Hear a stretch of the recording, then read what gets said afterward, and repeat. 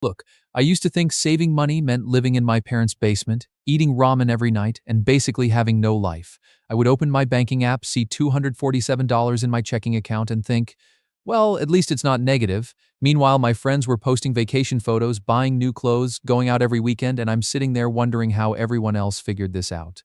Here's the part nobody tells you. I had it completely backwards. My name is Rayhan, and I spend way too much time thinking about why we're so bad at saving money, even though we know we should be doing it. If you make decent money but somehow end up with nothing left at the end of the month, or you've tried saving and felt so restricted you quit after 3 weeks, hit subscribe and give this video a thumbs up if this helps you, because I saved my first $10,000 in about 14 months, and I didn't stop seeing my friends. I didn't eat chicken and rice every meal. I didn't turn into that person calculating cost per ounce at the grocery store. Once I understood the system, it felt almost automatic. Let me take you back. I was making about $52,000 a year at my first job out of college. After taxes, that was roughly $3,150 hitting my account each month. At the time, that felt like a fortune. In college, I lived on maybe $800 a month. Month 1, spent everything. Month 2, spent everything. By month 6, I was overdrafting. According to a 2023 Federal Reserve study, 37% of Americans couldn't cover a $400 emergency with cash. Not $4,000, not $10,000, just $400. What's interesting is 63% technically had the money. It was just tied up or already spent before the emergency hit. For most people, this isn't purely an income problem, it's a system problem. I'm not saying someone earning minimum wage with 3 kids has the same flexibility as someone making 6 figures. That would be ridiculous. But here's what changed everything for me. I wasn't broke because I didn't earn enough. I was broke because I structured my life around spending first and saving whatever happened to be left. And spoiler alert, nothing is ever left. Let's say you make $3,000 per month after taxes. Rent is $900, car payment $300, insurance $150, phone $80, utilities $120. That's $1,550 in fixed expenses. You have $1,450 remaining. Most people think they'll spend what they need and save the rest. But that $1,450 slowly disappears. Groceries planned at $200 become $340. Gas, $150, drinks, $80. A shirt, $45. DoorDash, $60. Suddenly it's the 28th of the month and you have $63 left. That was my life for 8 straight months. Then I realized something. Willpower doesn't work. Discipline fades. Trying harder doesn't fix it. What works is making the decision once instead of 50 times per month. Every purchase is a decision. Coffee, delivery, Amazon. By the end of the day, your brain is drained. Psychologists call it decision fatigue. That's why you can be disciplined at 9 in the morning and order $47 of food at 9 at night. The solution isn't better discipline. It's hiding money from yourself before you can spend it. Here's what I did. On payday, before paying bills, I moved money into 3 places. First, the untouchable account. I opened a high-yield savings account at a different bank. No debit card, no checks. Transfers took 2 to 3 days. I set up an automatic transfer of $400 the day after payday. I thought I couldn't afford it. But once it wasn't in my checking account, I adjusted. I made coffee at home. I meal prepped. I skipped things I didn't care about.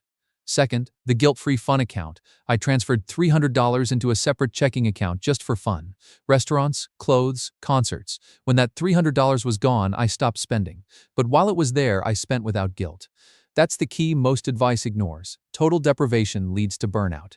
You might last 6 weeks, then you'll blow $600 in a weekend. Third, everything else stayed in my main account for bills and essentials.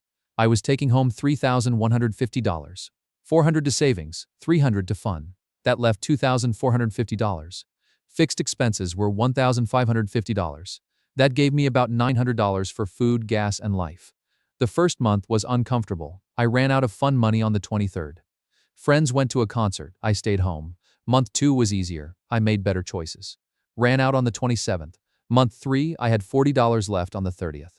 And my savings account showed $1,200. After 3 months, I added a rule. Any unexpected money, tax refund, bonus, birthday cash, 50% to savings. Month 6, I received $1,000 for a tax refund. $500 went to savings. The other $500 I split between fun and something meaningful. By month 8, I had $4,200 saved. Then I increased my automatic transfer from $400 to $500. My lifestyle had already adjusted. Months 1 through 5 saved $2,000. Month 6 added $900 total. Months 7 and 8 added $800. By month 10, I was at $6,700. Month 11 added $850. Month 14, I added $780. Months 15 through 17 added $1,500. Then I sold an old laptop for $200. Total, $10,030. 14 months from nearly broke to 5 figures saved. My life didn't shrink. It improved. I felt calm instead of anxious, confident instead of stressed. A 2024 CR research study found the average American spend $164 per month on subscriptions, but estimates they spend only $86. That's the leak. We bleed money invisibly because we don't design systems. If you have debt, adjust the numbers. Maybe $100 to savings and $200 to debt? The exact number isn't the point. The structure is, if you keep withdrawing savings, it's too easy to access. Use a different bank. Make friction your ally. An emergency isn't a music festival. It's a broken car that stops you from getting to work. Once I reached $10,000, earning more became easier. I negotiated harder. I invested $800 in a certification. That led to a promotion and a $7,000 raise. Security compounds into opportunity. Here's your action plan. Step 1. Open a high-yield savings account at a separate bank. Step 2. Calculate 12 to 15% of your take-home pay. If you earn $3,000 monthly, that's $360 to $450. Step 3. Automate the transfer for the day after payday. Step 4. Open a separate fund account with about 10% of your income. Step 5. Live on the remainder. Step 6. Split unexpected money 50% to savings, 50% for yourself. That's it. That's how I went from $247 in checking to $10,000 saved in 14 months. Here's what took me too long to understand. Being broke isn't about how much you earn, it's about how much you keep. I know people earning $90,000 living paycheck to paycheck. I know people earning $45,000 with $30,000 saved. The difference is the system. You don't need perfection. You don't need to eliminate fun. You just need to pay yourself first. Hide the money from your present self, and let time work. 14 months from now, you could have $10,000 saved, or you could still be staring at $247 wondering where it all went. The choice is yours. If this helped, hit like, subscribe, and drop your savings goal in the comments. I read every single one. Now go set up that automatic transfer. Your future self will thank you.